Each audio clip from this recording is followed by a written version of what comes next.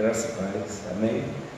Você que acompanha a gente na internet, a gente está no nosso projeto aqui de leitura bíblica. A gente vai ler todo o Novo Testamento durante o ano 2020. Vou comentar ele com você, versículo por versículo, na medida que vai deslanchando a leitura, a gente vai comentar todo o texto.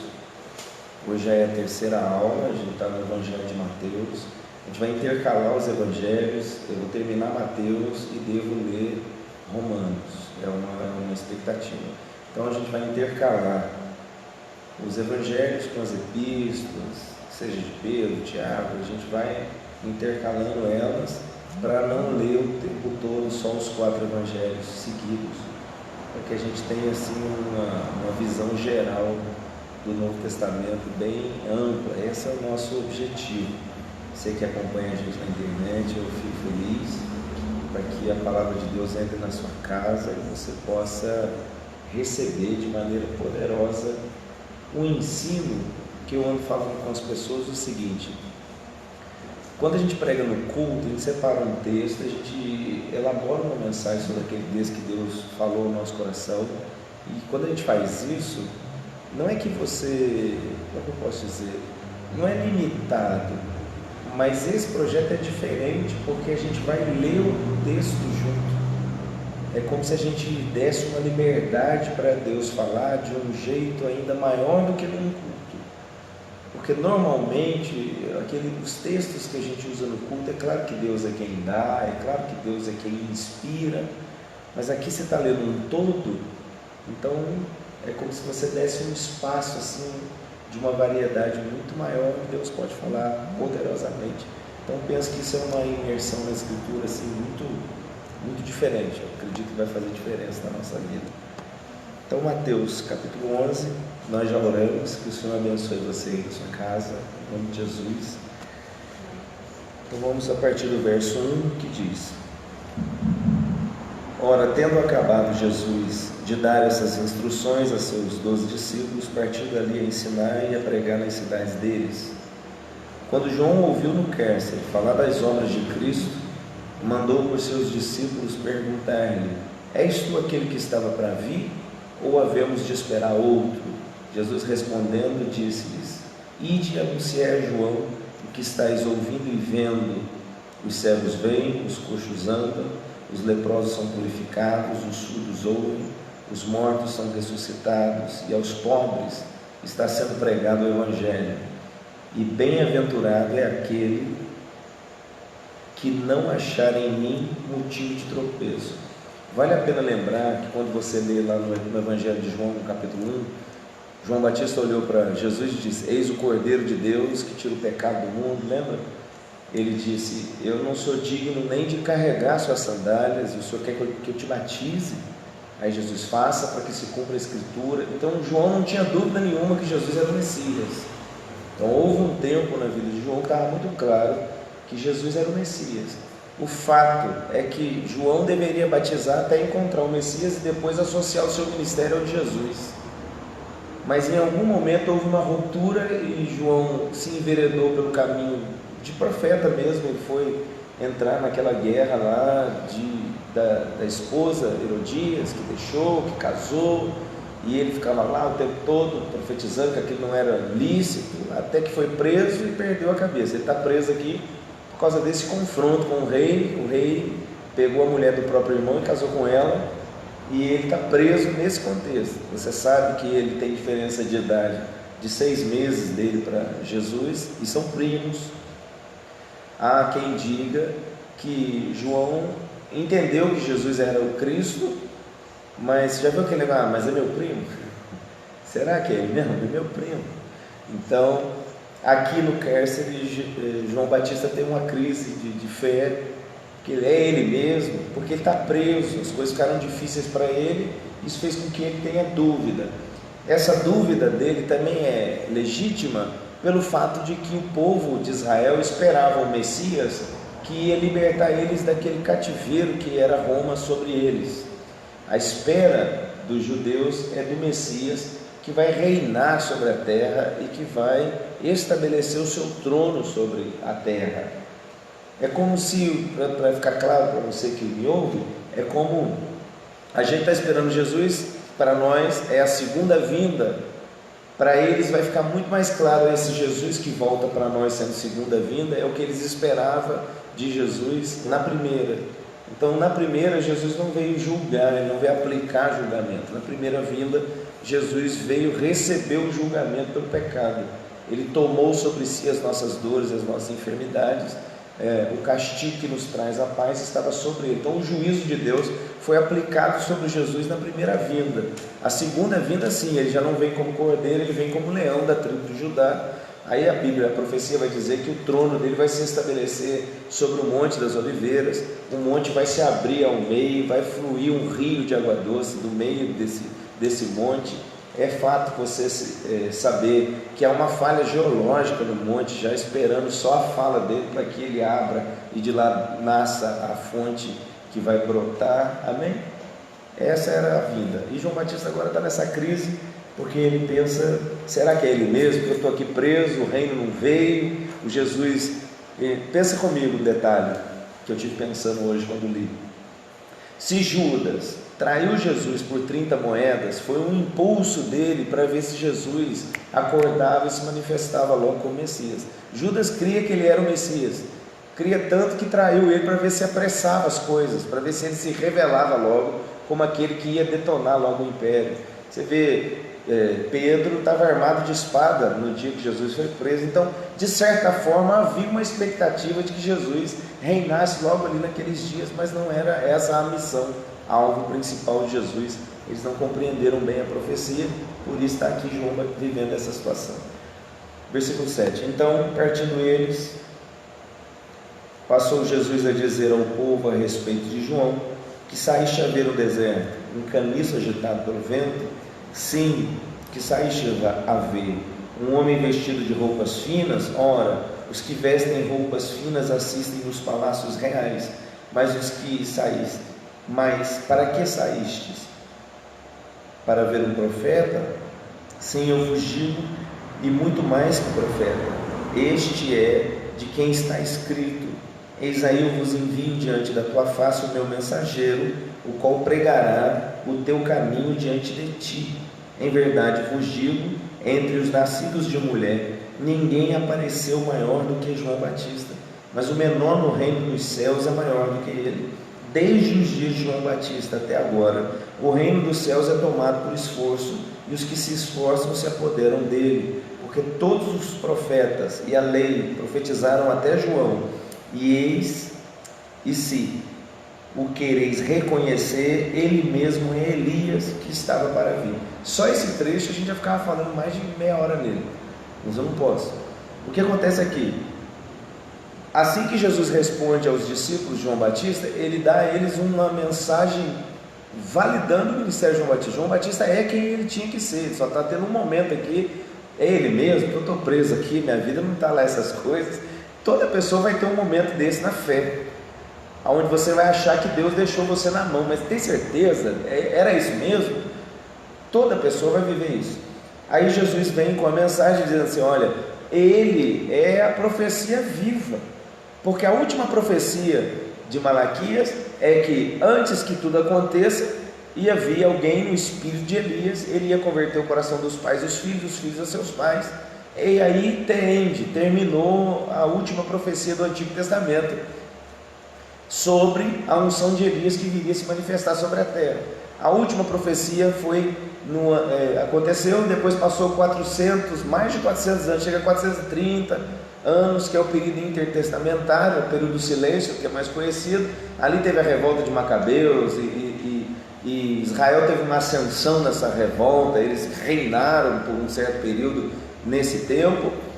Depois de mais de 400 anos, a profecia se cumpre, quando no Evangelho de Lucas fica mais claro, o anjo apareceu a Maria, e ele diz a ela: olha, descerá sobre ti o poder do Altíssimo, ele vai envolver você, e vai nascer alguém dentro de você.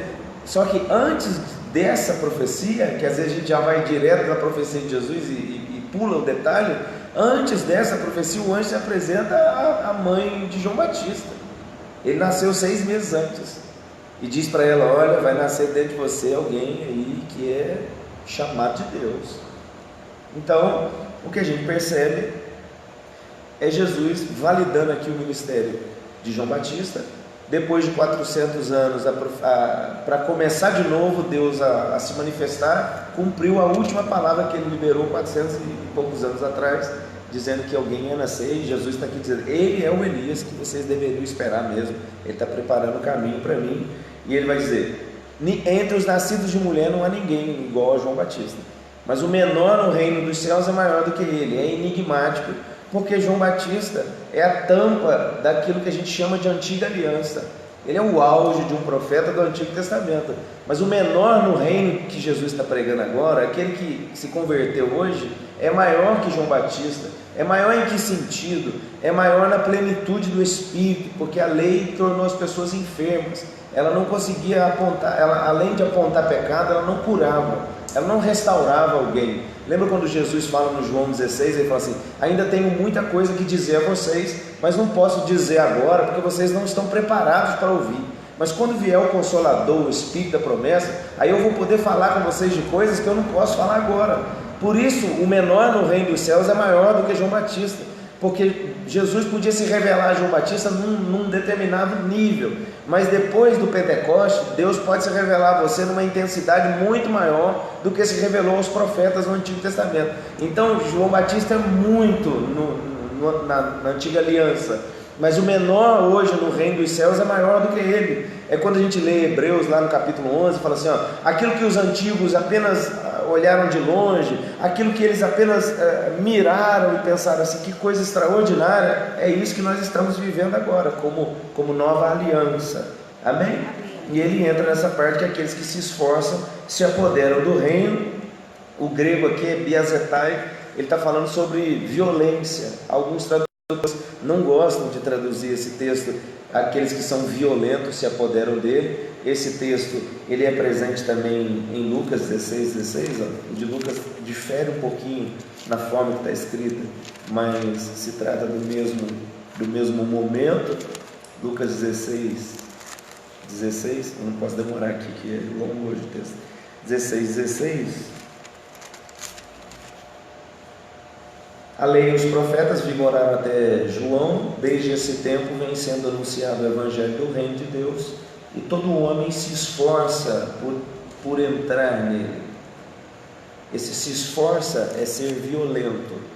Há algumas interpretações para essa coisa violenta. Primeiro, Jesus estava pregando a mensagem dele era totalmente radical, e ela não se opunha, ela sobressaía a mensagem, a liturgia e a lei, que todos estavam adequados a ela. Então as pessoas que ouviam Jesus, elas tinham esse ímpeto de ruptura, de romper com a religiosidade, o farisaísmo e toda aquela liturgia. Havia uma ruptura violenta para que a pessoa entrasse no reino. Essa é uma primeira abordagem. Há também uma outra visão desse texto, que alguns teólogos eles olham para esse texto no sentido, Herodes perseguiu a igreja, e muitas pessoas perseguiram a igreja, perseguiram Jesus. Quando Jesus nasceu, ele mandou matar as crianças de 2 anos para baixo.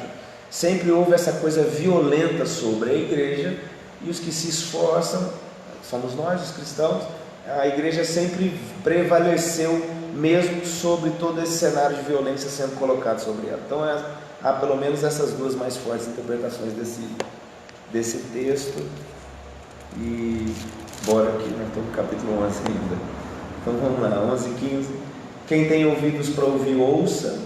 Mas a quem hei de comparar essa geração? É semelhante a meninos que sentados nas praças gritam aos companheiros, nós nos tocamos flauta e não dançastes, entoamos lamentações e não pranteastes.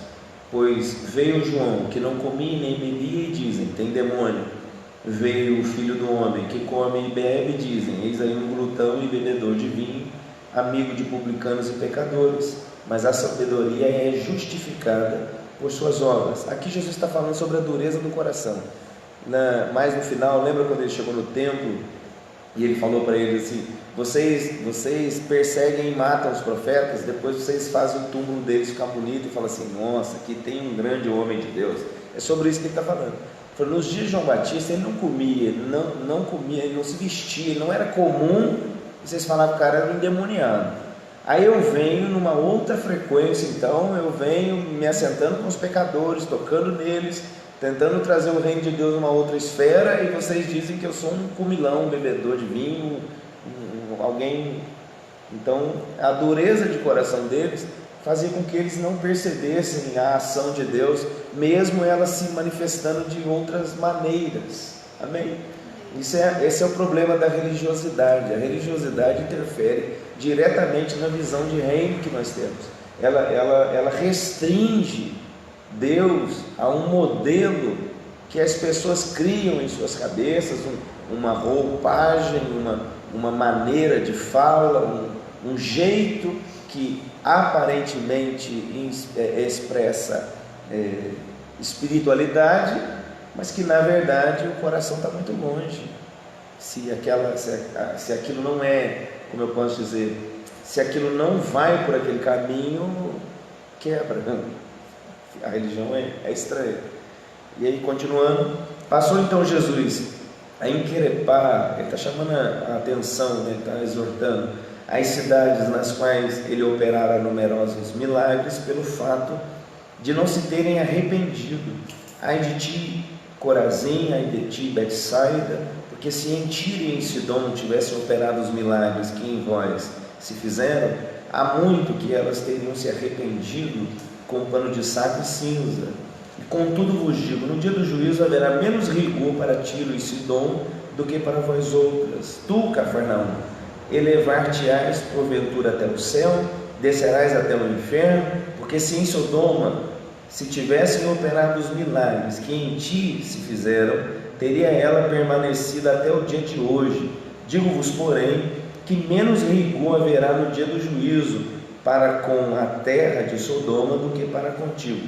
Então Jesus aqui está exortando essas cidades, porque ele se manifestou nessa cidade de um jeito assim muito forte. Na verdade, ele está falando sobre cidades que beiram a costa do mar da Galileia, que hoje é o Tiberíades. É o lugar onde ele agiu intensamente no ministério, e ele ainda está vendo a incredulidade no meio daquelas pessoas. Ele está fazendo, cara, se eu tivesse feito o que eu estou fazendo aqui para Sodoma e Gomorra, ela tinha se convertido, e eu estou me derramando aqui nessa região, que é aquela profecia de Isaías, o povo que andava em trevas viu uma grande luz, porque ele está falando da extremidade da cidade, está falando de longe de Jerusalém, está fora do centro. Ele decidiu se derramar ali naquele lugar, e aquelas pessoas elas não estão captando a mensagem, elas não estão entendendo que Deus está se manifestando entre elas, elas estão se deixando levar por coisas religiosas. João não compra aqui aquele modelo que a gente espera que Deus fosse agir. Esse Jesus também está muito longe daquilo que a gente esperava. Então, tudo isso em função da visão religiosa que eles carregavam. E aí ele continua no 25: por aquele tempo exclamou Jesus: graças te dou, ó Pai, Senhor do céu e da terra, porque ocultaste essas coisas aos sábios e instruídos e as revelaste aos pequeninos. Sim, ó Pai, porque assim foi do teu agrado. Tudo me foi entregue por meu Pai. Ninguém conhece o Filho senão o Pai, e ninguém conhece o Pai senão o Filho, aquele a quem o Filho o quiser revelar. Então Jesus pode revelar o Pai a quem Ele quer. Então ninguém conhece o Pai senão eu, e ninguém me conhece senão Ele. Então vocês não conhecem nada. É isso que ele está falando. E se vocês quiserem conhecer o Deus que vocês falam que prega, eu posso revelar eles a vocês, ninguém mais. É isso que ele está falando. Vinde a mim todos os que estáis cansados e sobrecarregados, e eu os aliviarei. Tomai sobre vós o meu jugo e aprendei de mim, porque sou manso e humilde de coração, e achareis descanso para a vossa alma, porque o meu jugo é suave e o meu fardo é leve. Esse trecho só há aqui em Mateus. Uma chamada de Jesus para que as pessoas venham. Agora Jesus vai entrar numa questão do sábado, no capítulo 12. Você que está assistindo aí, entramos no capítulo 12 agora. Espero que esteja à altura da sua expectativa. A gente quer ler todo o Evangelho junto, o Novo Testamento. que o Senhor possa falar poderosamente ao seu coração. Então o capítulo 12 diz: por aquele tempo, em dia de sábado, passou Jesus pelas searas. Ora, estando os seus discípulos com fome, entraram a colher espigas e a comer. Os fariseus, porém, vendo isso, disseram: estes teus discípulos fazem o que não é lícito fazer em dia de sábado. Mas Jesus disse: não lestes o que fez Davi, quando ele e os seus companheiros tiveram fome, como entrou na casa de Deus e comeram pães da proposição, os quais não lhes era lícito comer, nem a ele, nem aos que com ele estavam, mas exclusivamente aos sacerdotes. Ou não lestes na lei que aos sábados os sacerdotes no templo violam o sábado e ficam sem culpa? Pois eu vos digo, aqui está quem é maior que o templo. Mas se vós soubesseis o que significa misericórdia quero e não holocausto, não teríeis condenado inocentes, porque o Filho do Homem é Senhor do sábado.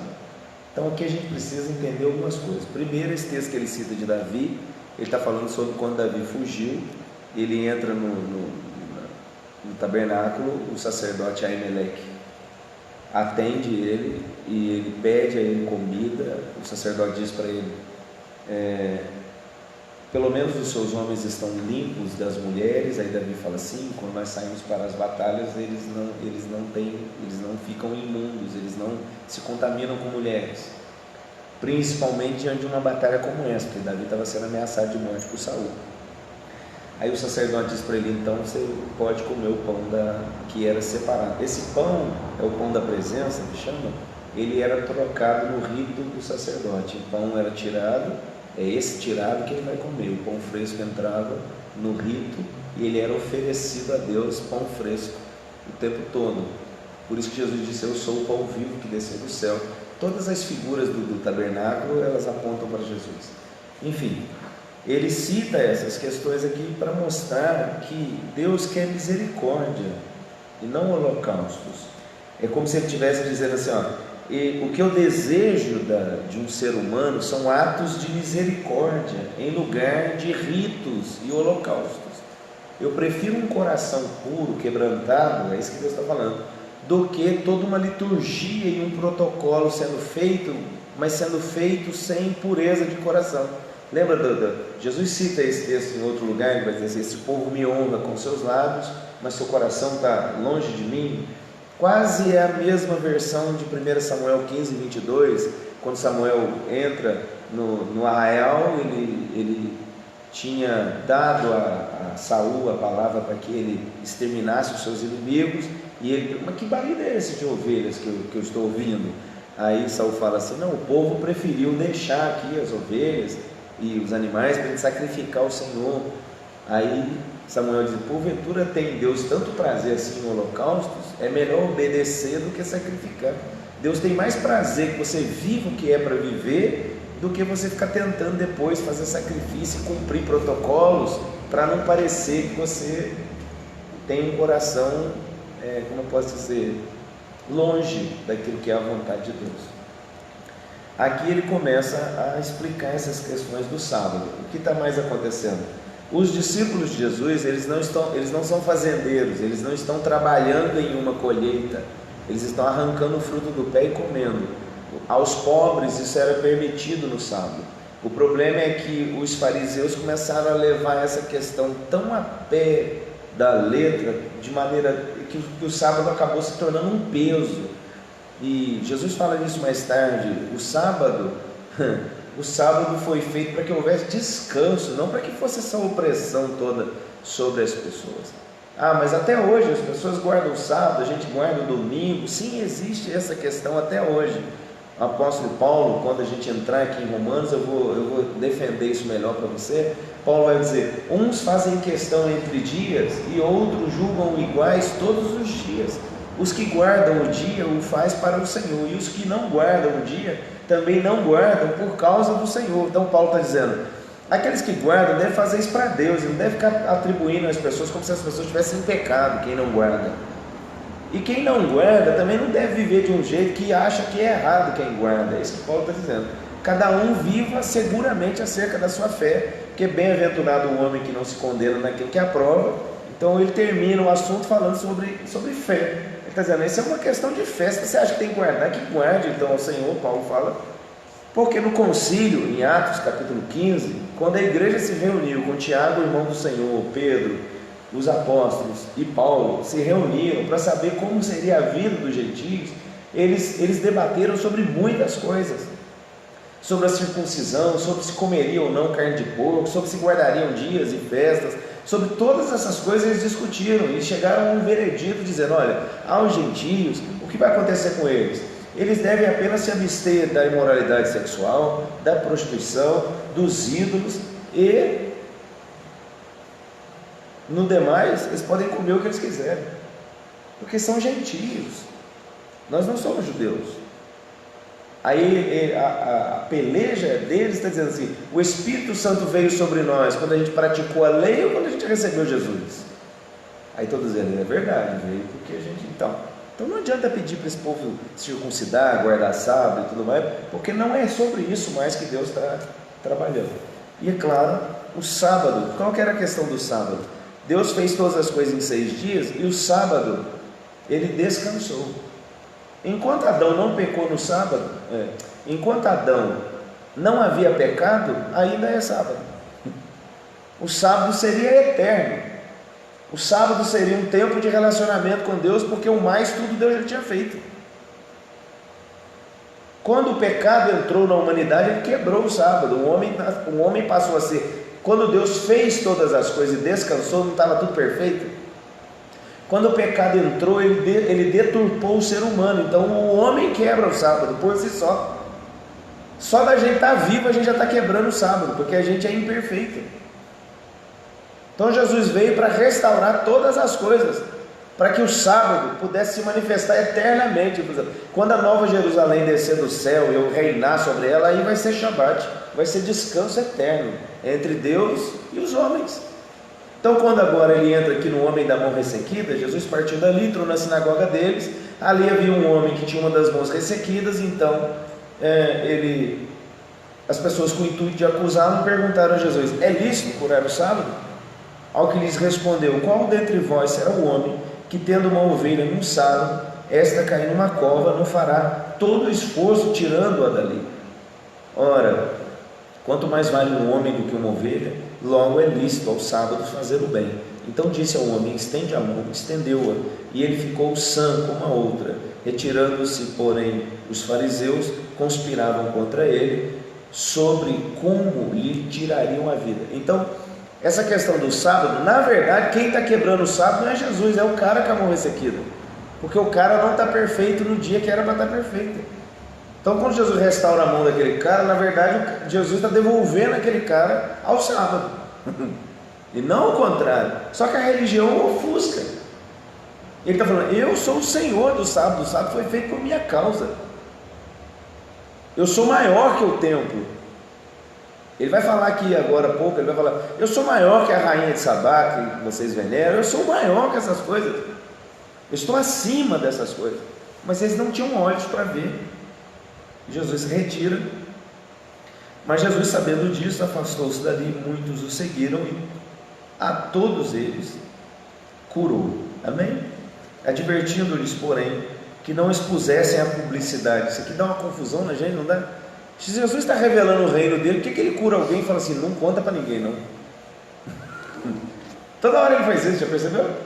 Vai lá e apresenta o sacrifício que Moisés pede, mas não conta para ninguém, não deixa quieto. Mas a pessoa conseguia ficar quieta? O cara já saía anunciando, não. Está a vida inteira doente daquele jeito. Jesus veio com uma palavra, liberta a pessoa daquela condição. Então por que ele está fazendo isso? Porque ele teve que, como que eu posso dizer isso para você? Ele teve que refrear o entusiasmo mal conduzido das pessoas, porque senão as pessoas iam entrar num frenesi maluco e ele não ia viver nem um ano. Ele tinha que formar seus apóstolos, pregar tudo o que ele deveria pregar, para que a gente pudesse ler o que ele falou hoje e ser liberto, Ele tinha que cumprir todas essas coisas. Agora, se cada pessoa que ele curou, o Evangelho de João diz que se todas as pessoas que Jesus, todos os milagres que ele fez fossem escritos, não ia ter livro no mundo para escrever o que ele fez em 3 anos. Então imagina se todas essas pessoas faziam alvoroçar Israel de um jeito que Jesus seria morto muito brevemente. Então é possível que por isso ele está dizendo a alguns, olha, menos, que aquela pessoa assim mais, ele segura a onda, está na hora ainda não. Amém? Se não responde 100%, pelo menos 75% responde do porquê dessa fala dele. Para se cumprir o que foi dito por intermédio do profeta Isaías, também é uma proposta. Eis aqui o meu servo, que escolhi o meu amado, em quem a minha alma se compraz. Farei repousar sobre ele o meu espírito, ele anunciará juízo aos gentios.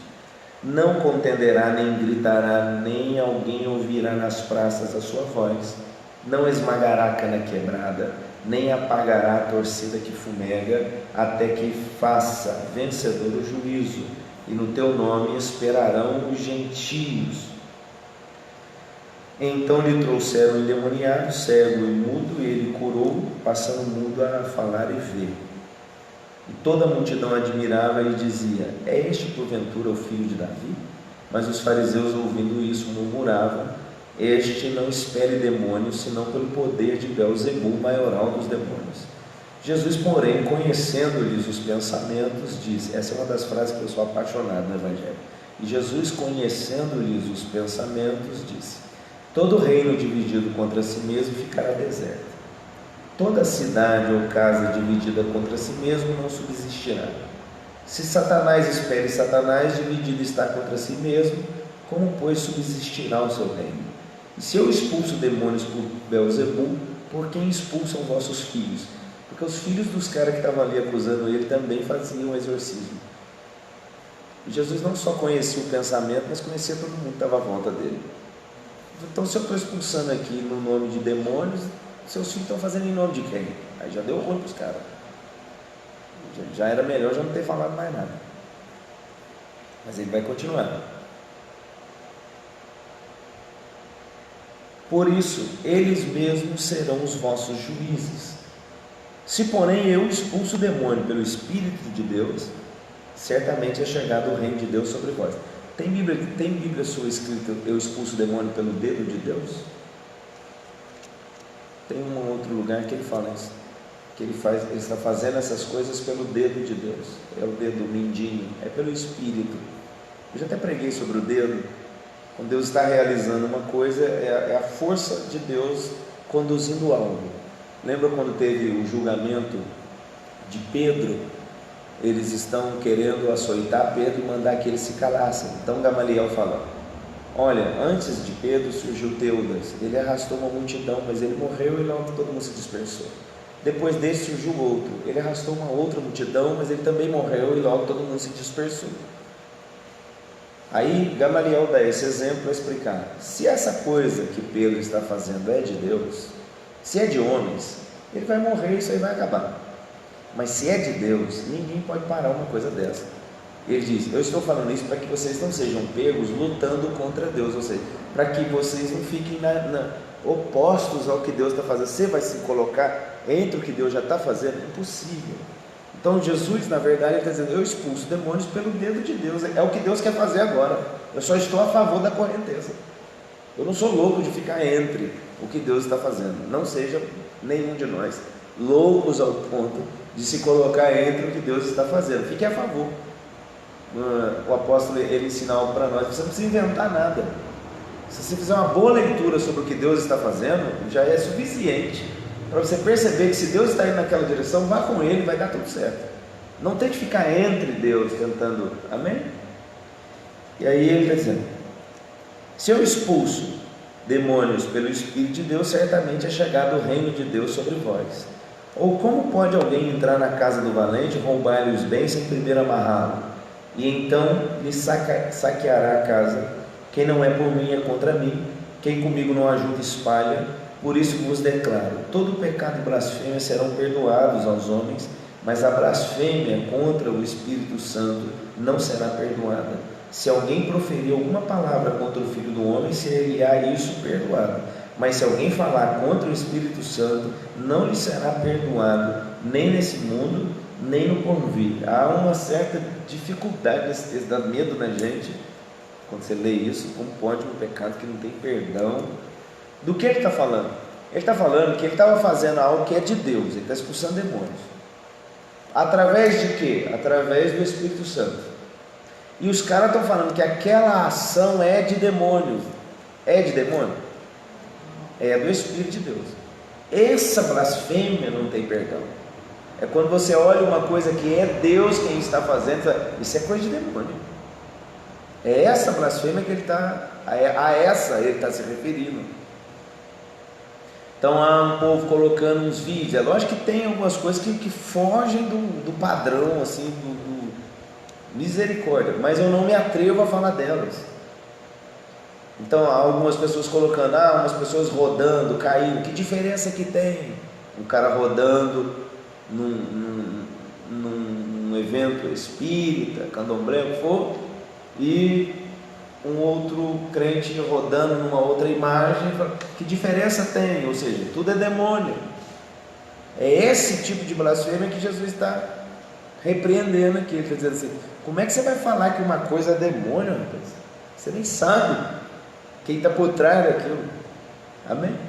Então ele está dizendo: cuidado com esse julgamento. Eu sei que a árvore é conhecida pelo fruto. Eu sei.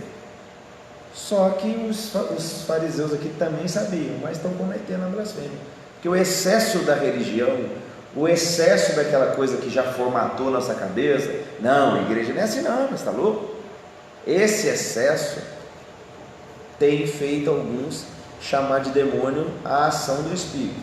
Agora, o outro extremo também é um perigo, porque toda aquele frenesi, aquela coisa maluca, está fazendo as pessoas falar que tudo também é o Espírito Santo. Também é blasfêmia. Os caras estão falando que tem um cara dando olé, que ele está na unção do olé agora. O pastor pregando, ele dá um olé assim, cai todo mundo no poder, que da hora. Então assim, o outro extremo, o outro lado da ponta dessa corda aí, também é blasfêmia. Então é para a gente andar com mais serenidade. E aí, 33, ou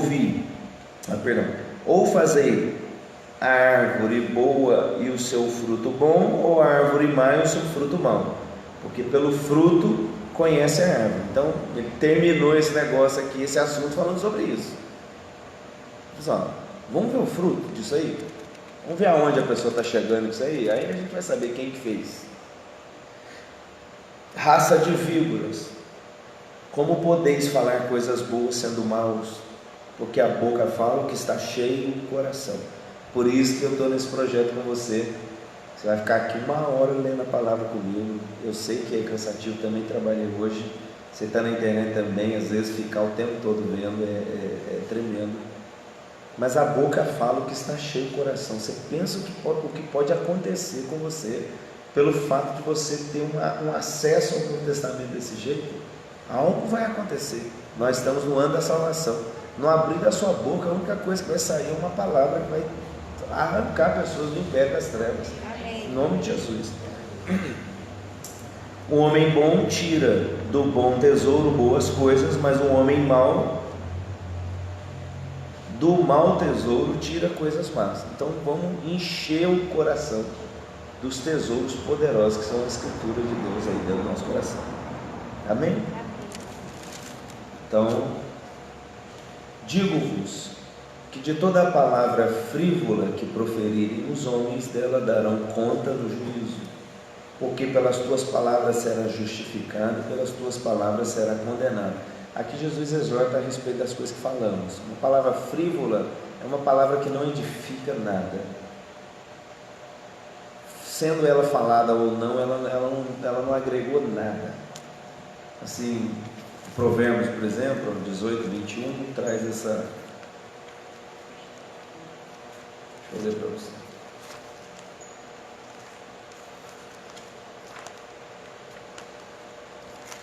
Bem nova, demora a se achar.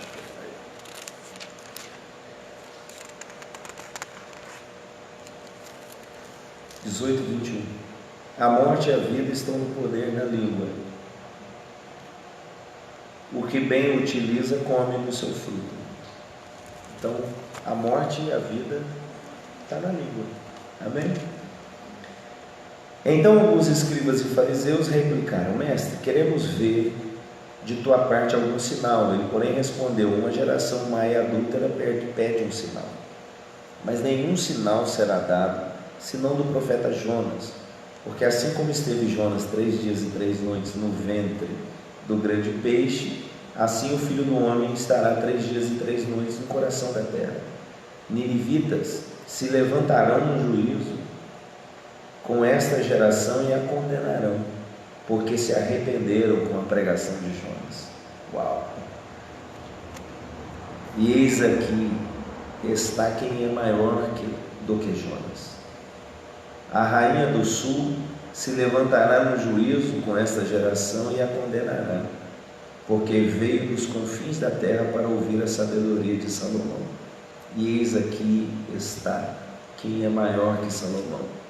Então, essas frases aqui de Jesus é que mostram para nós aquilo que às vezes a gente lê na Escritura, se perde um pouco no raciocínio. Jesus estava se revelando mesmo, ele estava brincando de ser Deus, ele estava falando assim abertamente. É que alguns textos que ganharam fama nos cultos mostram Jesus de um modelo um pouco enigmático, mas quando você lê o Evangelho pautadamente, como a gente está vendo agora, há pouco ele estava falando outras coisas.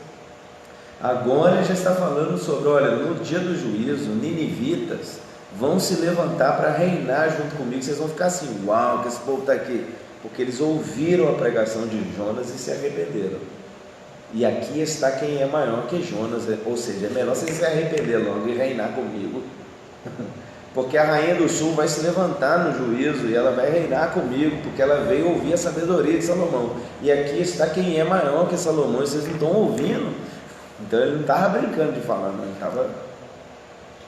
Quando o espírito imundo sai de um homem, anda por lugares áridos, procurando repouso, porém não encontra. Por isso diz: voltarei para minha casa de onde saí, e tendo voltado encontra vazia, varrida e ornamentada. Então vai e leva consigo outros 7 espíritos, piores do que ele, e entrando habitam ali. E o último estado daquele homem torna-se pior do que o primeiro. Assim também acontecerá a esta geração perversa. Então, à medida que uma pessoa tem um momento onde ela é liberta, não há outra coisa a ser feita agora a não ser que ela se encha de Jesus. Senão a gente não ganhou nada com aquilo. O espírito imundo que estava nela vai andar por lugares, mas ele precisa de um corpo para se manifestar. Ele é só um sopro maligno. Ele tem a ação eficaz dentro de alguém, mais ação do que fora. Ele vai andar por lugares áridos e vai querer voltar, e vai trazer consigo outros demônios que vão tornar o estado daquela pessoa muito pior do que aquele primeiro estado que a gente expulsou do demônio. Então, quando a pessoa é liberta, é necessário que se cumpra o Apocalipse 3:20, que diz: eis que estou à porta e bato, se você abrir, eu entrarei. Aí você vai ceiar comigo, eu com você, ou seja, Jesus vai morar em você. Quando aquele demônio voltar a bater na porta, quem abre a porta já não é mais a pessoa, é Jesus morando dentro dela. Pois não, aquele demônio não tem mais acesso àquela pessoa. E aí não há mais porquê essa pessoa ficar endemoniada. É sobre isso que ele está dizendo. E aí, falava ainda Jesus ao povo, e eis que sua mãe e seus irmãos estavam do lado de fora procurando falar-lhe. E alguém lhe disse: tua mãe e teus irmãos estão lá fora e querem falar-te. Porém ele respondeu ao que lhe trouxeram o aviso: quem é minha mãe e quem são meus irmãos? Nesse dia infeliz, Maria achou que ia ter alguma moral, sendo ela mãe de Jesus, trazendo com ela seus irmãos. Ele tinha irmãos e irmãs, são vários. Tiago, que escreveu o livro de Tiago, é irmão de Jesus. Gálatas 1:19, Paulo diz: e chegando lá eu não encontrei ninguém a não ser Tiago, irmão do Senhor. E o que está acontecendo? Ela tentou, tipo assim, ter um lugar para mim, não, porque eu sou mãe, né? Ele falou: quem é minha mãe? Agora Jesus está se revelando. Com 12 anos ele já deu a dica para ela, que ela perdeu ele depois de 3 dias que ela deu falta dele. Uma benção. Depois de 3 dias, que ela, cadê Jesus? Não sumiu. Você viu Jesus? Você viu? 3 dias depois. Aí ela voltou, achou ele pregando lá em Jerusalém, diante dos sábios, ouvindo, fazendo perguntas. Aí ela já chegou, mãe, filho, você se perdeu, o que você estava fazendo? Ele, mãe, eu estou cuidando das coisas do meu pai. Se José estava com ela, né, ela deu aquela bugada assim, nossa, ele nasceu em mim, é meu filho. Mas ele é Deus, né, cara? Não tem como. Já era para eu ter pegado a dica, mas... Aí terminamos o capítulo 13. Naquele mesmo dia, saindo Jesus de casa, assentou-se à beira-mar, e grandes multidões se reuniram perto dele, de modo que entrou num barco e se assentou, e toda a multidão estava em pé na praia. E de muitas coisas lhes falou por parábolas, e dizia: eis que o semeador saiu a semear. E ao semear, uma parte caiu à beira do caminho, e vindo as aves comeram, e outra parte caiu em solo rochoso, onde a terra era pouca, e logo nasceu, visto não ser profunda a terra. Saindo, porém, o sol queimou, e porque não tinha raiz, secou-se. Outra caiu entre os espinhos cresceram e a sufocaram. Outra, enfim, caiu em boa terra, deu fruta a 100, a 60 e a 30 por um. Quem tem ouvidos para ouvir, ouça. Então se aproximaram os discípulos e lhe perguntaram: por que lhes falas por parábolas? Então veja bem uma coisa, Jesus vai entrar numa linha agora onde ele vai falar muito por parábolas. Até então ele estava pregando abertamente, por isso as pessoas estavam julgando ele toda hora e pressionando sobre o que ele estava falando toda hora. Ele está fazendo isso porque ele vai cumprir a escritura. No capítulo 13 mesmo, 34 versículos, todas essas coisas disse Jesus às multidões por parábolas, e sem parábolas nada lhes dizia, para que se cumprisse o que foi dito por intermédio do profeta. Então o profeta disse que Jesus ia pregar em parábolas, ok? O profeta Isaías, capítulo 6. Agora, quando isso aqui está acontecendo, não é estranho a quem está ouvindo Jesus. Você vai lembrar, porque nós estamos dentro de uma cultura hebraica. E essa cultura, por exemplo, quando Davi pecou, lembra? Ele teve relações com Betseba, mulher de Urias. Ele mandou que Urias levasse uma mensagem que o colocaria na frente de combate. Ele foi morto para que Davi pudesse se casar com a única mulher de Urias, Betseba. Quando o profeta Natan veio até Davi, ele contou aquela história dizendo: um homem tinha muitas ovelhas, e um vizinho tinha apenas uma única ovelha, a quem ele tratava como da casa, a quem andava com ele, deitava na cama com ele, era o pet desse cara aí lá naquele tempo, era uma ovelha. Aí chegou visitantes na casa do cara que tinha aquele monte de ovelha, ele queria fazer um bom almoço, foi lá e matou a única ovelha desse proprietário e serviu ela de almoço para os caras. Davi se irou naquela hora: quem é esse homem? Ele é digno de morte. Aí o profeta Natan: esse homem é você, Davi, porque você tinha um harém, você tinha várias mulheres, você é o rei de Israel, você podia olhar para qualquer moça que você quisesse, que ela seria sua, mas você tomou a mulher de Urias. Além de tomar, você assassinou ele. Então a espada nunca vai se apartar da sua casa. Então a Bíblia, o ensino hebraico, ele já é em meio a parábolas. Então esse assunto precisa ser mais assim pensado. Olha bem, quando Jesus falava aos simples, ele usava a parábola porque Jesus era um comunicador nato. Então ele tinha uma facilidade muito grande de pintar um quadro na cabeça da pessoa para que ela pudesse compreender a profundidade do reino de Deus numa linguagem mais simples. Se a pessoa entender a história da ovelha que foi morta, como Natan contou, é aquela coisa de contrapor imagem. Jesus coloca uma imagem simples na cabeça de uma pessoa, entendeu? Ela entendeu, o reino é isso. Aí quando a pessoa põe as imagens, a pessoa sobrepõe aqueles assuntos, a pessoa alcança o entendimento daquilo. Mas essa não é a única função de uma parábola, senão a gente vai achar que Jesus queria dizer sempre coisas poderosas através de parábolas. Sempre foi. Mas a parábola também tinha a questão do cumprimento da profecia, e a parábola também servia para um detalhe. As pessoas que tinham um relacionamento íntimo e sincero com Jesus, elas, quando ouviam a palavra, elas entendiam tudo que ele queria dizer com elas. E as pessoas que são rebeldes, pessoas que estavam ali apenas para causar tumulto, para julgar, para se opor ao que ele estava ensinando, a parábola causava mais confusão do que ensino. Então era um jeito de que ele filtrasse a mensagem que ele estava pregando. É lógico que isso aqui não entra dentro, senão algumas pessoas podem pegar esse trecho dentro de uma visão calvinista, por exemplo. Eles vão dizer que Jesus fazia isso porque ele queria pregar só para quem ele queria salvar. Não necessariamente. Ele também estava cumprindo aquilo que está descrito melhor para nós em Romanos 11, que fala que Deus endureceu o coração dos judeus para que a gente pudesse ser salvo, os gentios, porque eles são a oliveira verdadeira e nós somos a oliveira brava, é aquela que dá no campo. Eu sempre dou aquele exemplo que você pode ir nas esquinas ou num grande mercado, você vai achar aquela goiaba grandona, aquela que eu fico louco de vontade de comer toda vez que eu falo, aquela enorme, aquela goiaba, aquela é a goiaba verdadeira. Mas se você sair por uma estrada de chão, aqui na nossa região, no interior, aqui do estado de São Paulo, e você for aqui perto, nas montanhas, você vai achar uma goiabinha pequenininha, que dá uma goiabeirinha baixinha, chama araçá, uma goiaba pequenininha assim.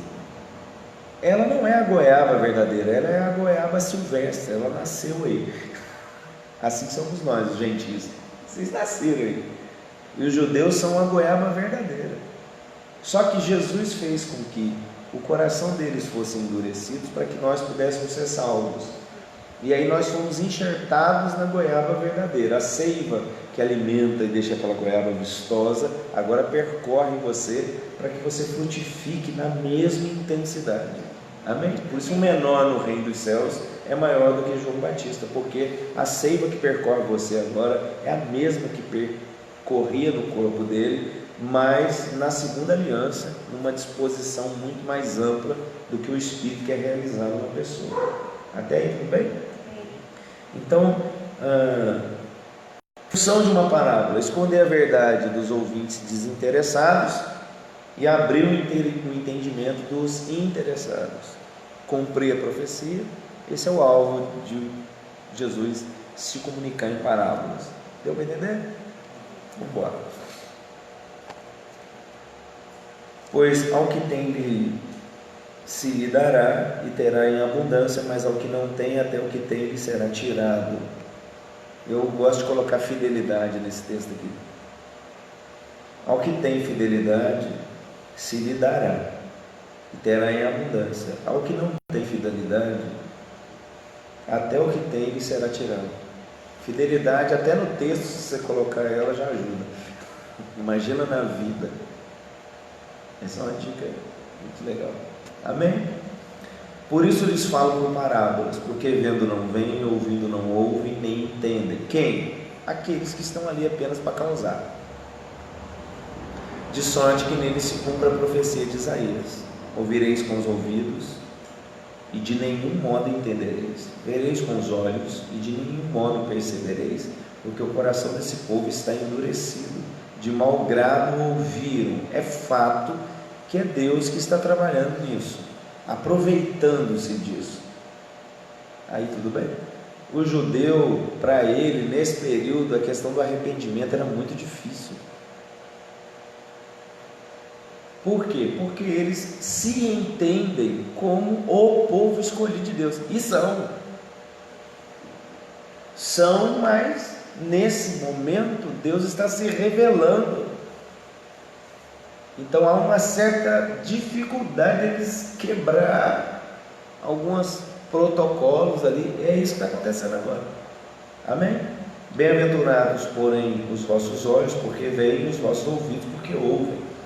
Pois em verdade vos digo que muitos profetas e justos desejaram ver o que vedes e não viram, e ouvir o que ouvis e não ouviram. Atendei, pois, à parábola do semeador.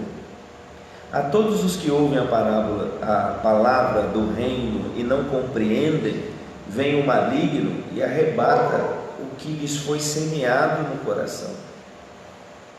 Só de eu não entender eu dou a possibilidade daquilo ser roubado de mim. Este é o que foi semeado à beira do caminho. O que foi semeado em solo rochoso, esse é o que ouve a palavra e a recebe logo com alegria, mas não tem raiz em si mesmo, e sendo antes de pouca duração, em lhe chegando a angústia ou a perseguição por causa da palavra, logo se escandaliza. No texto de Marcos, acho que é 4,18, ele fala assim: e essas coisas concorrendo com a palavra tornam ela infrutífera. Ou seja, a pessoa recebe a palavra de bom coração, mas quando ela entra no dia a dia dela, outras coisas concorrem com tanta intensidade quanto a palavra acaba perdendo para as prioridades que a pessoa tem. Por isso a palavra se torna infrutífera. Ela não é infrutífera, ela é poderosa para trazer vida e vida em abundância a alguém.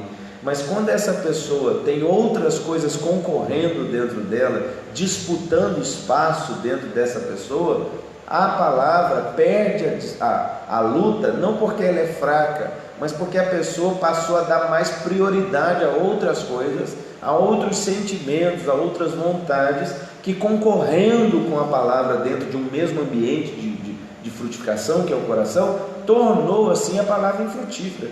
Não é que a palavra na vida dessa pessoa tem menos força, é que essa pessoa decidiu aplicar toda a intensidade da sua vida em outras prioridades, que fez com que a palavra de vida não tivesse eficácia suficiente naquele coração.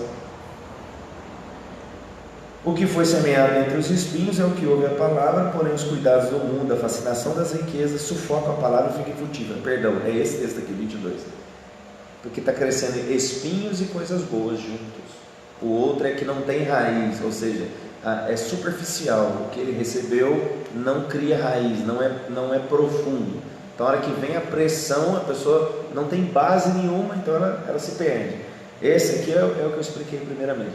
É que a semente caindo num lugar que cresce espinho, o espinho concorre com a palavra, ou seja, a prioridade é dúbia, a pessoa não sabe se segue o que a Bíblia diz ou se segue o que sente. Aí ela ou ele começa a dar muita ênfase, às vezes, ou ao sentimento, ou uma prioridade que está fora de hora.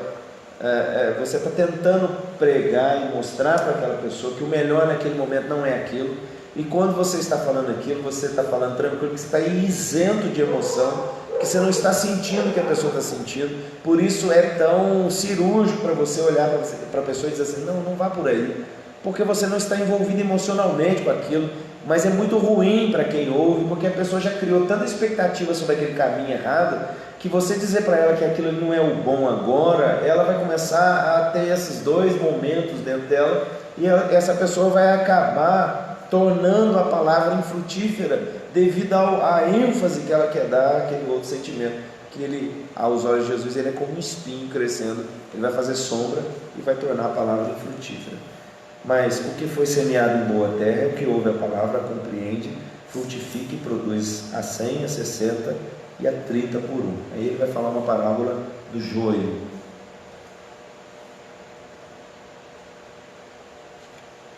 Outra parábola lhes propôs, dizendo: o reino dos céus é semelhante a um homem que semeou boa semente no seu campo. Mas enquanto os homens dormiam, veio o inimigo dele e semeou joio no meio do trigo e retirou-se. E quando a erva cresceu e produziu fruto, apareceu também o joio. Então, vindo os servos do dono da casa, lhe disseram: Senhor, não semeaste boa semente no campo? De onde vem, pois, o joio? Ele, porém, lhes respondeu: um inimigo fez isso. Mas os servos lhe perguntaram: queres que vamos e arranquemos o joio? Não, replicou ele, para que ao separar o joio, não arranqueis também com ele o trigo. Deixai-os crescer juntos até a colheita.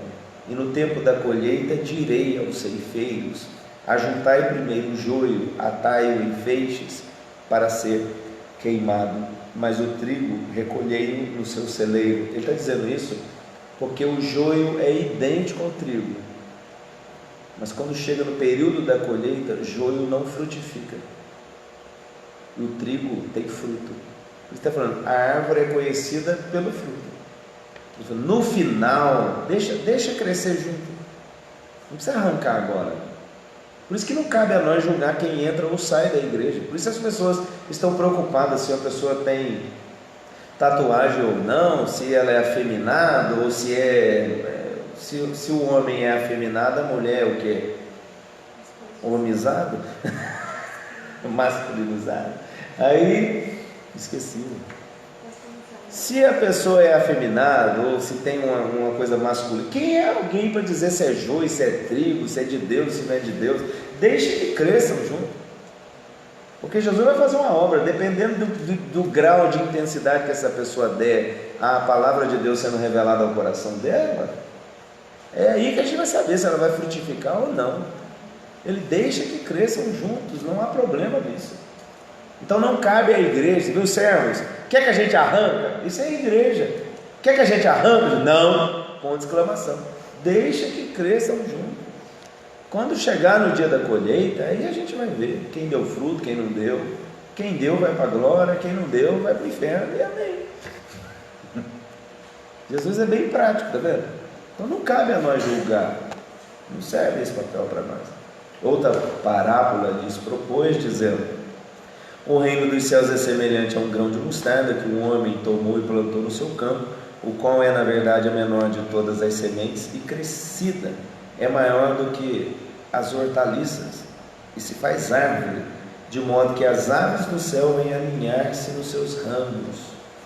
E disse-lhes outra parábola: o reino dos céus é semelhante ao fermento que uma mulher tomou e escondeu em 3 medidas de farinha, até ficar tudo levedado. Então ele vai mostrando que o reino, embora pareça pequeno, vai frutificar de um jeito extraordinário, que ele é a receita, aliás, ele é aquilo que de menor quantidade entra no bolo, e você vê aquele grande bolo, mas o que fez todo aquele resultado foi a inserção do reino. Então, se o reino entrar no seu coração, você é a semente de mostarda que vai crescer extraordinariamente. Amém. Se o reino de Deus entrar no seu coração, você vai ser um bolo. Quem olhar vai dizer: uau, como cresceu, porque o reino entrou em você. Amém? Abrirei em parábolas a minha boca. Tá certo? Falta todas as coisas, disse Jesus às multidões por parábolas, e sem parábolas nada lhes dizia, para que se cumprisse o que foi feito, o que foi dito por intermédio do profeta. Abrirei em parábolas a minha boca, publicarei coisas ocultas desde a criação do mundo. Então, despedindo as multidões, foi Jesus para casa, e chegando-se a ele, seus discípulos disseram: explica-nos a parábola do joio do campo. E ele respondeu: o que semeia boa semente é o filho do homem, o campo é o mundo, a boa semente são os filhos do reino, o joio são os filhos do maligno, o inimigo que o semeou é o diabo, a ceifa é a consumação do século, os ceifeiros são os anjos. Pois assim como o joio é colhido e lançado no fogo, assim será na consumação do século.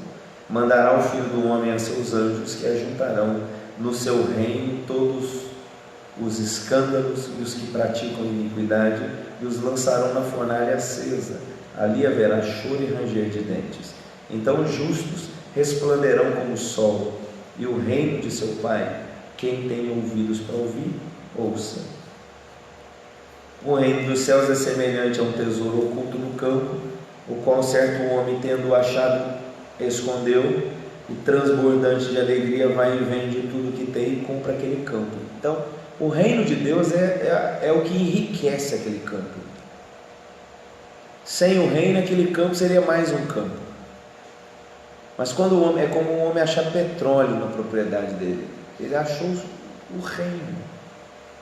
Estava oculto, ninguém sabia que aquilo estava lá. Se ele sabe que tem aquilo lá agora, ele vai vender tudo o que tem, e as pessoas vão olhar: mas por que você está fazendo tanto assim? É só um campo. Não, você vê campo, eu vejo o reino. Então a sua entrega vai depender do que você vê. Por isso as pessoas têm tanta dificuldade em dizimar, ofertar, ou se sacrificar, ou abrir mão de um tempo a mais de descanso, ou de folga, ou de uma prioridade. Por isso as pessoas têm tanta resistência a semear, porque depende do que elas enxergam, porque pode ser que elas enxergam só um campo, e outros estão vendo naquele campo o reino. Ele vai entrar nessa abordagem agora. O reino dos céus é semelhante a um homem que negocia e procura boas pérolas, e tendo achado uma pérola de grande valor, vende tudo o que possui e compra, porque ele achou, ele viu. Pode ser que outra pessoa que não tenha a mesma capacidade de julgamento desse homem olhe para aquela pérola e ache que aquilo não significa nada, e ele não faria nem venderia nada por causa daquela pérola. Mas para aquele homem que discerniu, que entendeu, aquela pérola vale o esforço, aquele campo vale a entrega. Por isso que Jesus está dizendo assim, ó, aquele que perder a sua vida por amor de mim, não perdeu, ele achou a vida. Porque quem perde a vida por amor de Deus? Quem entendeu o reino, quem entendeu que a vida não é só essa de agora, a vida não é só essa, a vida não é esse tempo que a gente vive, senão seria muito frustrante. Paulo vai dizer em Coríntios 15, quem crê em Jesus apenas para essa vida é a pessoa mais miserável do mundo, que não conseguiu ver o reino, está fazendo de Jesus alguém que pode melhorar seu bem-estar pessoal. Jesus não é alguém que apenas quer melhorar seu status, dar a você uma vida melhor. Lembra na aula passada eu estava falando, o cara veio até Jesus, Jesus olhou para ele, que discerniu que o cara vem com essa intenção. Aí Jesus olhou para ele e disse, eu não tenho casa para reclinar a cabeça, se você está vindo aqui com essa intenção, pode voltar para trás. Por que ele está fazendo isso? Porque ele consegue discernir por que as pessoas o procuram. Por isso que demasiadamente você vai ler e ele vai estar dizendo assim, e Jesus, vendo a fé deles, que ele sabe de que maneira aquela pessoa está se aproximando dele, com que interesse aquela pessoa está se aproximando dele, e ele está apenas revelando aqui a mim e a você, que o reino dos céus é semelhante a alguém que encontrou um tesouro que ninguém mais achou naquele campo, e ele quando viu aquilo, falou, uau, vou vender tudo, e vou dar a minha vida se possível, mas eu quero aquele campo, eu quero aquilo ali que está acontecendo ali, que é um tesouro ali. É o que Jesus espera de mim e de você, que a gente tenha olhos para enxergar o reino dele. Isso vai dar a mim e a você o real grau de valor que o reino merece. Aí a gente vai sacrificar a vida, a gente vai para o sol construir uma igreja, a gente vai dizimar no final do mês, a gente vai jejuar, a gente vai orar de madrugada, a gente vai dizimar, ofertar, trazer primícia, no final ainda quero dar mais uma oferta para a obra. Por que as pessoas se comportam e dizem, você está louco, você está dando dinheiro ao pastor? Não, eu enxerguei o reino. Faz. E se o reino entrar em você, você é a pequena mostarda que vai se tornar uma grande árvore frondosa. Se o reino entrar em você, você vai sacrificar na medida que o reino exige, logo você vai se tornar um bolo vistoso, quem vai olhar, uau, como você quer dizer, pô, lógico, o reino entrou em mim, eu enxerguei o reino e ele acessou o meu coração. O reino é o fermento que tornou o bolo grande, e o reino é a semente pequena da mostarda que criou a grande árvore. Então uma pequena parcela do reino acessando o seu coração vai tornar a sua vida uau. É só isso que Jesus está dizendo. Bem, lendo aqui parece fácil, né? Vamos lá. O reino dos céus é ainda semelhante a uma rede que, lançada ao mar, recolhe peixes de toda espécie, e quando já está cheio, os pescadores arrastam-na para a praia e, assentados, escolhem os bons para os cestos e os ruins deitam fora. Assim será na consumação do século, sairão os anjos, separando os maus dentre os justos, e os lançarão na fornalha acesa, ali haverá choro e ranger de dentes. Porque eles pediram para ele a explicação do joio e do trigo, é como se ele tivesse contado, eles não entenderam. Ele falou assim, para quem não entendeu então a do joio, que cresce junto, o reino dos céus também é como uma rede, que lançada ao mar recolhe todo tipo de peixe.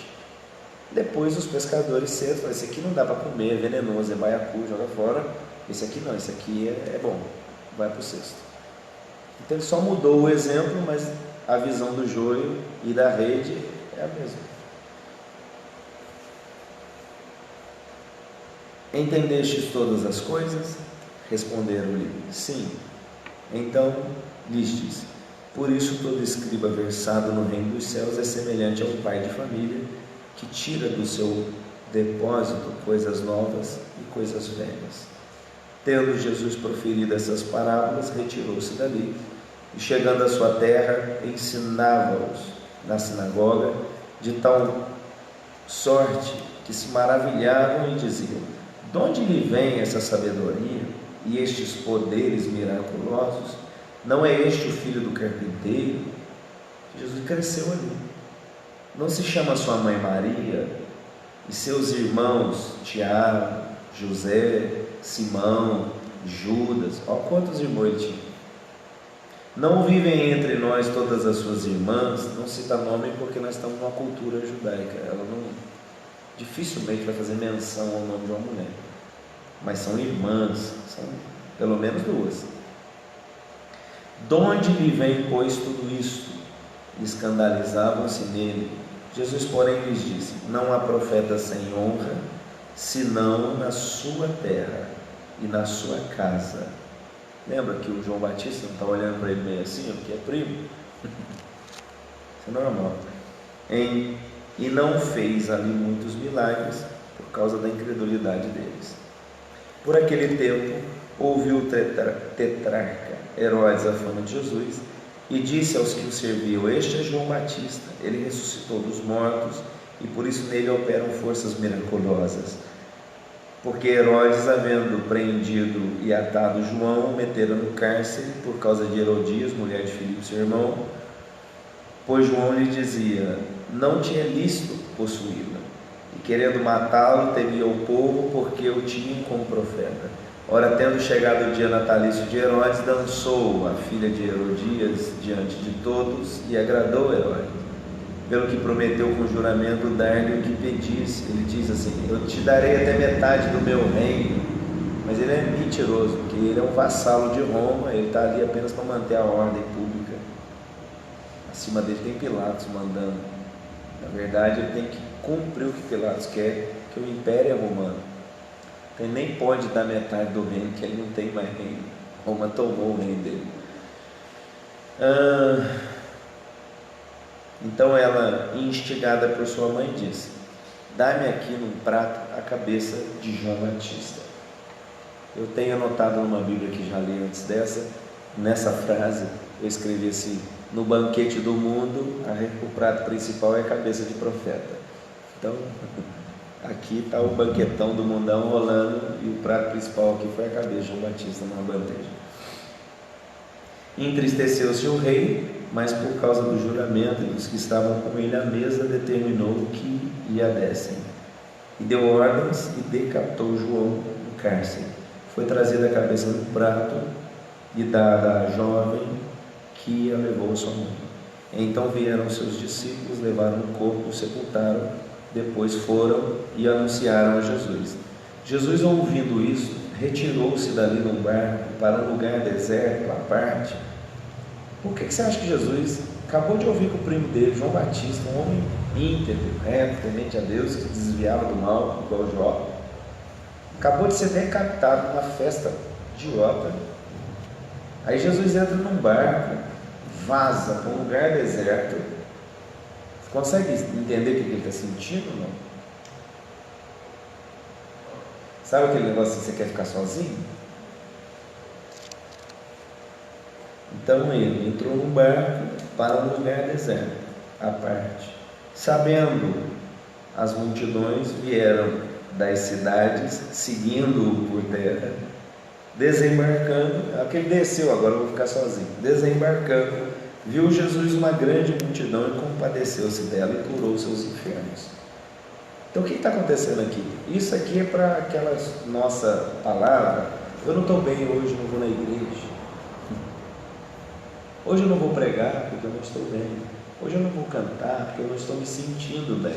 Jesus não estava se sentindo bem nesse dia, acabou de morrer o primo dele, o companheiro de ministério dele acabou de morrer. Ele entrou num barco para ir para um lugar deserto. Assim, ah não, cara, hoje eu vou ficar de boa. Mas a multidão seguiu ele. Porque mesmo ele vivendo um dia de dor, ele tem muito mais a oferecer do que eles. Então você precisa ter isso em mente.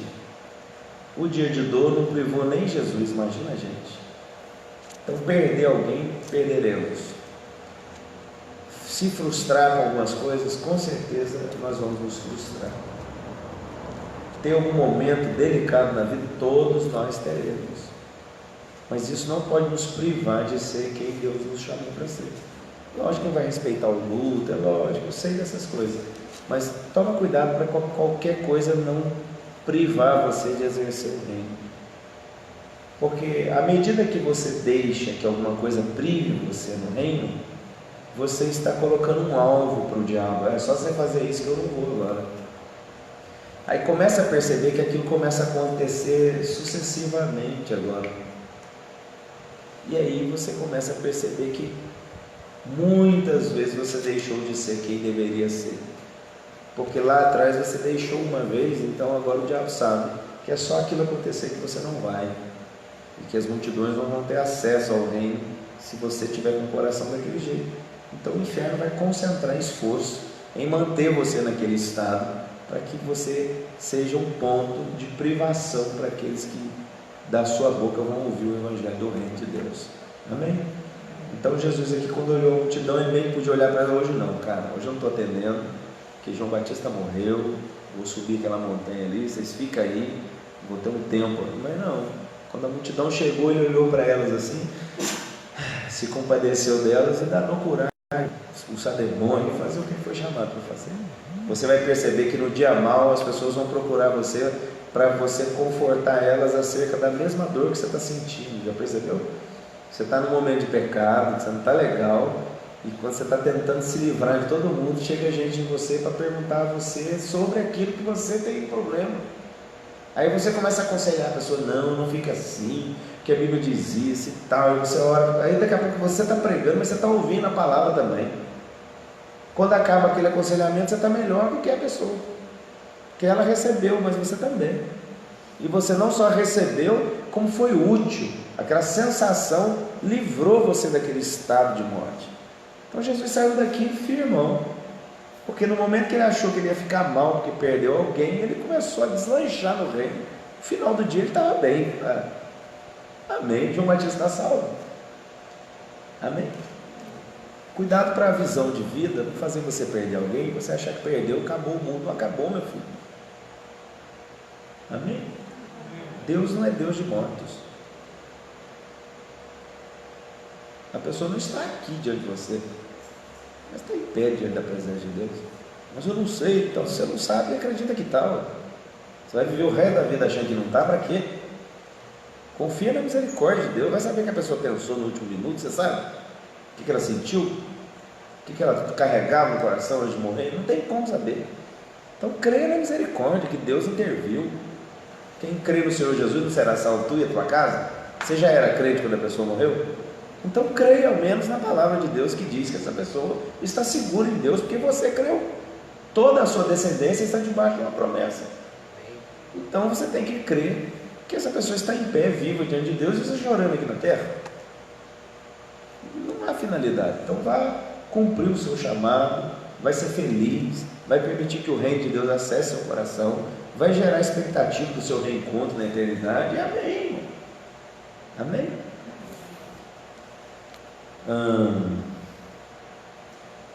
15. Ao cair da tarde vieram os discípulos a Jesus e lhe disseram: o lugar é deserto, já é adiantada a hora, despede pois as multidões, para que indo pelas aldeias comprem para si o que comer. Jesus porém lhes disse: não precisam retirar-se, dai-lhes vós mesmos de comer. Mas eles responderam: não temos aqui senão 5 pães e 2 peixes. Então lhe disse: trazei-nos. E tendo mandado que a multidão se assentasse sobre a relva, tomando os 5 pães e os 2 peixes, erguendo os olhos ao céu, abençoou. Depois, tendo partido os pães, deu aos seus discípulos e estes às multidões. Todos comeram e se fartaram dos pedaços que sobejavam, recolheram ainda 12 cestos cheios. Os que comeram foram cerca de 5.000 homens, além de mulheres e crianças. Eu sempre digo que eles comeram o pão do céu, porque tinha pouco pão e pouco peixe. Todo mundo comeu peixe e comeu pão. Eles sentiram o sabor das coisas espirituais nesse dia aqui. Ele deu a eles uma comida que não era da terra nesse dia. Logo a seguir, compeliu Jesus aos seus discípulos a embarcar e passar adiante dele para o outro lado, enquanto ele despedia as multidões. E despedidas as multidões, subiu ao monte a fim de orar sozinho, e caindo a tarde estava ele só. Entretanto o barco já estava longe, a muitos estádios da terra, açoitado pelas ondas, porque o vento era contrário. Na 4ª vigília da noite foi ter Jesus com eles andando por sobre o mar. E os discípulos, ao verem-no andando sobre as águas, ficaram aterrados e exclamaram: é um fantasma! E tomados de medo gritaram. Mas Jesus imediatamente lhes disse: tende bom ânimo, sou eu, não temais. Respondendo-lhe Pedro, disse: se és tu, Senhor, manda-me ir ter contigo por sobre as águas. E ele disse: vem. E Pedro, descendo do barco, andou sobre as águas e foi ter com Jesus. Reparando, porém, na força do vento, teve medo e, começando a submergir, gritou: salva-me, Senhor. E prontamente Jesus, estendendo a mão, tomou e lhe disse: homem de pequena fé, por que duvidaste? Subindo ambos para o barco, esse é o ponto, ele não ficou lá. Subindo ambos para o barco, cessou o vento, e os que estavam no barco adoraram, dizendo: verdadeiramente este é o Filho de Deus. Esse tem uma mensagem ampla que você já deve ter me ouvido pregar, é sobre deixar a vida que flutua. Pedro conhece Jesus, e a cada manifestação de Jesus, Jesus sempre está levando você a um outro nível. Quando ele curou, quando ele transformou a água em vinho, as pessoas dizem: uau, que fantástico. Quando ele tocou o olho de um cego, essa pessoa enxergou e disse: meu Deus, que coisa é essa? Quando ele curou alguém, quando ele ordenou a um paralítico levantar, a cada manifestação dele, ele está levando as pessoas a um outro nível. Quando Lázaro está morto, todo mundo está dizendo: se o Senhor estivesse aqui, meu irmão não teria morrido. Quando as pessoas que estão chorando no velório, elas estão dizendo: se este tivesse chegado aqui um pouco antes, Lázaro não teria morrido, porque ele curou cego, ele libertou pessoas, ele poderia ter feito algo. Só que na mente de todos aqueles que estão naquele velório, Jesus no máximo poderia curar alguém. Por isso que ele demorou 4 dias para fazer uma caminhada de 3,5 km. Há comentários que diferem na distância, alguns chegam até a dar 7 km da distância que ele estava de Lázaro. Ele demorou, irmão, daqui a Lavrinhas, 4 dias para chegar a pé daqui lá. Por que ele fez isso? Para levar aquelas pessoas a um outro nível, que até o silêncio dele ensina, que elas acreditam que ele pode curar, ele vai mostrar para elas que ele vai muito além disso. Agora, ele deixa que os discípulos atravessem o mar, ele está orando em cima de uma montanha, porque no primeiro evento, ele está no barco com eles. Eu vou falar melhor disso no Evangelho de Marcos, porque aí os 2 textos estão muito próximos, aí eu posso abordar isso de maneira mais profunda. Mas ele não está no barco, ele não está fisicamente, mas a palavra dele continua sendo palavra do mesmo jeito. Então é isso que ele quer ensinar aqui agora. E nesse texto que fica mais evidente do que nos outros, é que Pedro vai ter uma experiência que vai fazer com que ele deixe a vida que flutua. Porque aquele barco, ele está numa tempestade, açoitado pelas ondas. O barco lhe dá assim, um certo senso de segurança, que ele está numa tempestade, mas está no barco, então é um pouco melhor. Mas aquele barco não tem mais norte, ele não tem mais condições de continuar a viagem.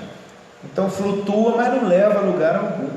Aí Jesus olha e diz para ele: desce, vem. Ele tem que deixar aquele assoalho de madeira que dá para ele uma certa segurança e pisar na instabilidade do mar. Mas entre as águas tempestuosas do mar e a sola do pé de Pedro, há uma palavra de Jesus dizendo: vem. Então na verdade ele não está caminhando sobre o mar, sobre sim, mas não baseado no mar. O que está sustentando ele sobre o mar é a palavra de Jesus. Essa vai sustentar você em meio às coisas tempestuosas da vida. Agora Pedro afunda, mas não volta nadando para o barco. E eu provo para você no Evangelho de João 21 que ele sabe nadar. E por que ele não volta nadando nova uma vez? Porque ele está dizendo, o que eu experimentei nesses passos aqui sobre as águas, eu não experimentei em momento nenhum da minha vida. Então nem que eu morra aqui agora afogado, eu não quero voltar para aquela vida que flutua. Eu não volto atrás nem um milímetro, porque o que eu experimentei aqui agora, eu não experimentei em lugar nenhum na vida. Então, Senhor, salva-me. Se o Senhor quiser me salvar, me salva. Mas se for para morrer agora também, já deu. Aí Jesus dá a mão a ele. Por quê? Porque ele ainda vai experimentar coisas muito maiores do que essa. A sombra dele vai curar a gente no futuro. E o que está acontecendo agora? Ele vai voltar para o barco junto com Jesus. Pensa o que ele aprendeu no caminho de volta. Que aquilo que derrubou ele no caminho de ida, não derrubou ele mais no caminho de volta. Eu gosto de brincar que a força da onda veio, o raio veio, ele com medo, Jesus olhou para ele, fica tranquilo, quem está comigo está com Deus. E ele está parando o vento, o raio, todas essas coisas, e ele está voltando para o barco. Depois dessa experiência, nunca mais Pedro poderia ser a mesma pessoa. Então, a cada nível de manifestação, Jesus quer levar você a um nível sobrenatural. Então, estando já no outro lado, chegaram em terra, em Genezaré. Reconhecendo os homens daquela terra, mandaram avisar toda a circunvizinhança e trouxeram-lhe todos os enfermos e rogaram que ao menos pudessem tocar na orla da sua veste, e todos os que tocavam ficavam sãos. Aquela mulher do fluxo de sangue inaugurou um modelo de milagre aqui. Nos outros evangelhos fica mais claro. Ela dizia, se tão somente eu tocar na orla do seu manto, eu sei que eu ficarei curada. Ela tocou e foi curada. Depois desse dia, quase que virou uma moda, todo mundo vinha e tocava na orla, mas ela foi a primeira. Amém? Por isso que eu digo a você que num momento de culto você deve ser espontâneo na sua adoração. Por isso que eu digo que às vezes você está adorando, não espere ninguém chamar você para vir ao altar, ou dobrar seu joelho, ou levantar sua mão. Aquilo que você sentir no seu coração por fé, faça a Deus. Entregue o que Ele lhe pede, porque talvez você vai ser o primeiro, você vai experimentar algo que é só seu. Depois todo mundo vai fazer o que você fez e também vai receber muito por causa disso. Mas tenha essa graça de viver algo específico da parte de Deus. Foi o que a mulher do fluxo de sangue inaugurou nesse tempo. Depois é onde ele chegava e falava, então deixa pelo menos a gente tocar na orla da sua veste, porque ela tinha inaugurado esse caminho de milagre, foi algo fantástico. E aí a gente entra no final, capítulo 15, me aguenta aí só mais uns minutinhos e aí termina.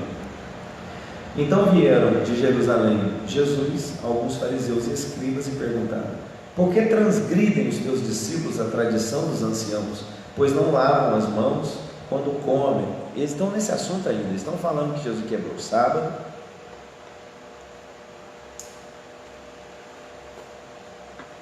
Quando ele expulsa demônio, é pelo demônio que ele está fazendo. Se os discípulos comem sem lavar a mão, é problema.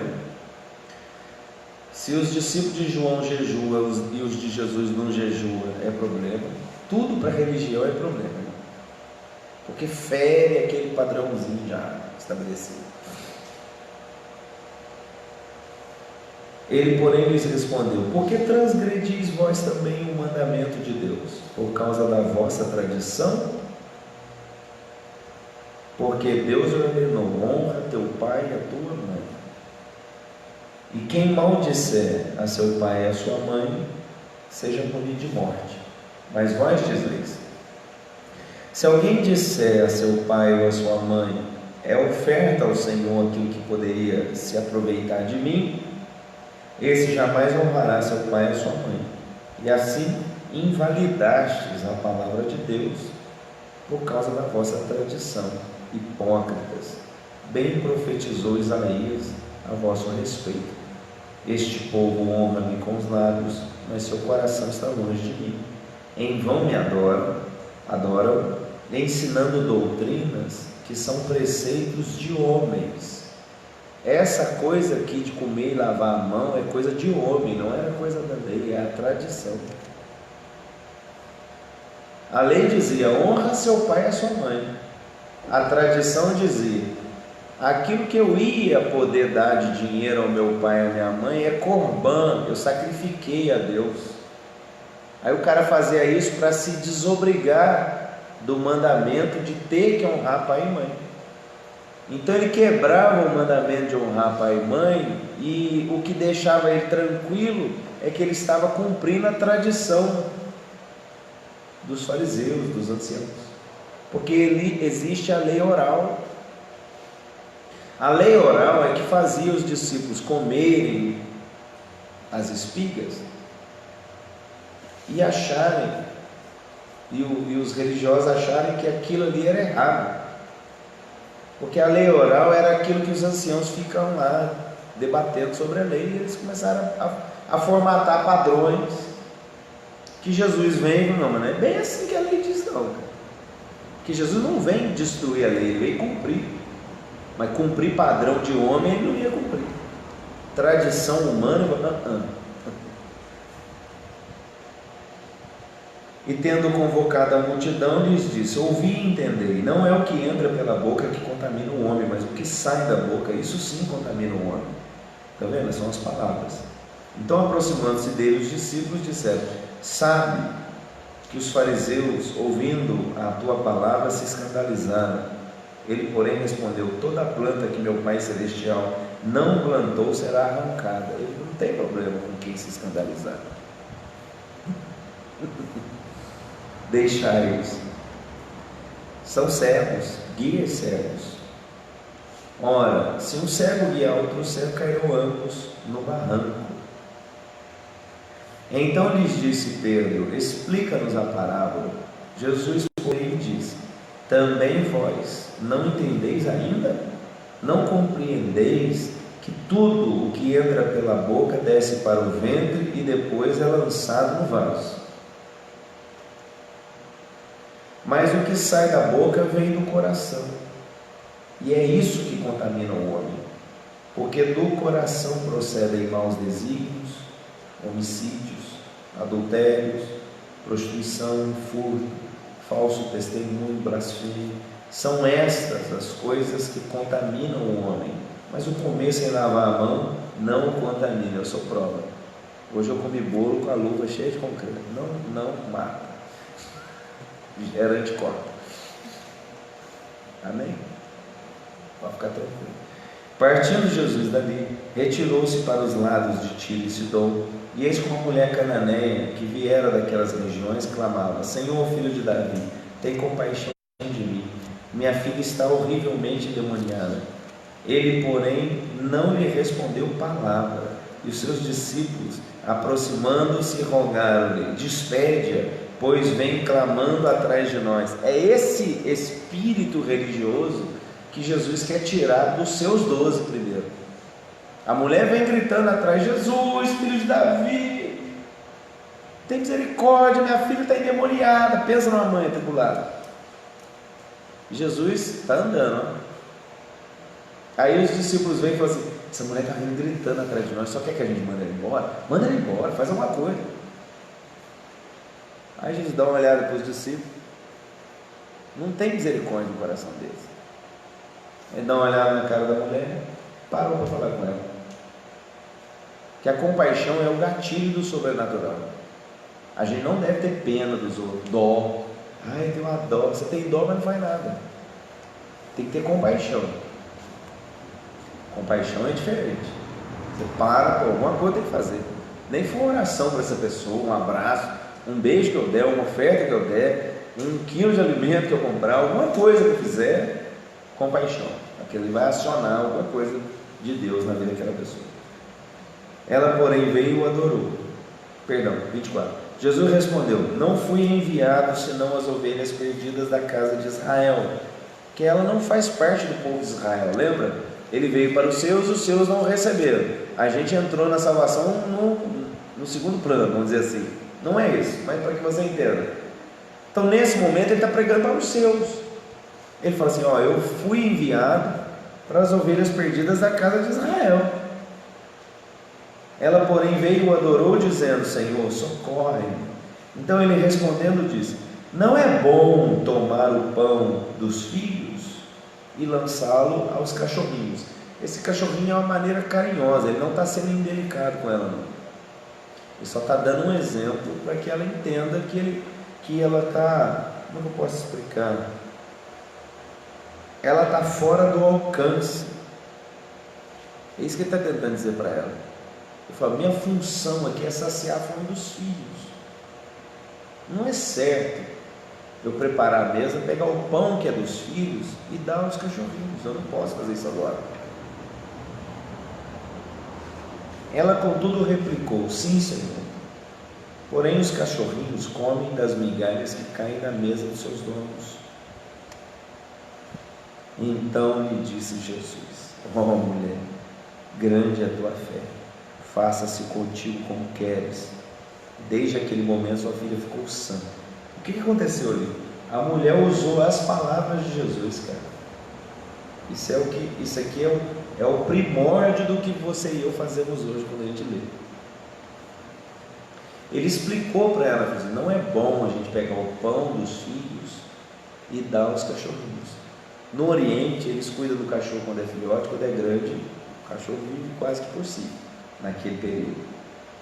Mas, ele está dizendo, você está fora do alcance. Aí ela parou, pensou no que ele disse, e assim, então, mas até os cachorrinhos têm um certo direito, porque eles podem comer das migalhas que caem da mesa, ou do pão que o filho rejeita, não quer mais, ninguém mais come, então o cachorro come. Uau, quando ela falou isso, ela acessou o coração dele, porque ele estava pregando com um povo de duro coração que está rejeitando o pão vivo que desceu do céu. Ela falou assim: até os cachorros não podem ser privados disso que o Senhor está fazendo para eles. Se eles estão rejeitando, me dá. Ele olhou para ela assim: meu Deus, que coisa é essa? Vai ser do jeito que você falou agora. Há um pregador que diz assim, que essa mulher inaugurou o momento de Jesus nos salvar, que ela usou a palavra dele de um jeito que ele parou assim, mudou, cara. Pronto, agora vamos salvar geral. Mas partindo, Jesus dali foi para junto do mar da Galileia, subindo ao monte, assentou-se ali, e vieram a ele multidões, levando consigo coxos, aleijados, cegos, mudos e outros muitos os largaram junto aos pés de Jesus e ele os curou, de modo que o povo se maravilhou ao ver que os mudos falavam, os aleijados recobravam saúde, os coxos andavam, os cegos viam, então glorificavam a Deus de Israel. E chamando Jesus aos seus discípulos, lhes disse: tenho compaixão dessa gente, porque há 3 dias permanece comigo e não tenho o que comer. Está vendo? É compaixão que move as coisas. E não quero despedi-la em jejum, para que não desfaleça pelo caminho. Mas os discípulos lhe disseram: onde haverá neste deserto tantos pães para fartar tão grande multidão? Perguntou-lhe Jesus: quantos pães tendes? Responderam: 7 e alguns peixinhos. Então, tendo mandado o povo se assentar no chão, tomou 7 pães e os peixes, e dando graças partiu, e deu aos seus discípulos, e estes ao povo, e todos comeram e se fartaram, e do que sobejou recolheram 7 cestos cheios. Ora, os que comeram eram 4.000 homens, além de mulheres e crianças. E tendo despedido as multidões, entrou Jesus no barco e foi para o território de Magadã. E assim a gente termina mais uma etapa. Você que ficou até o fim, nós estamos aqui fazendo uma leitura de todo o Novo Testamento. A gente vai fazer isso durante todo o ano, toda terça-feira às 19h30. Eu vou estar aqui lendo o Novo Testamento com você, explicando acerca daquilo que a gente está lendo. Há 20 anos estudo assiduamente a Escritura e penso que posso compartilhar com você algo sobre ela, e você é meu convidado para estar comigo.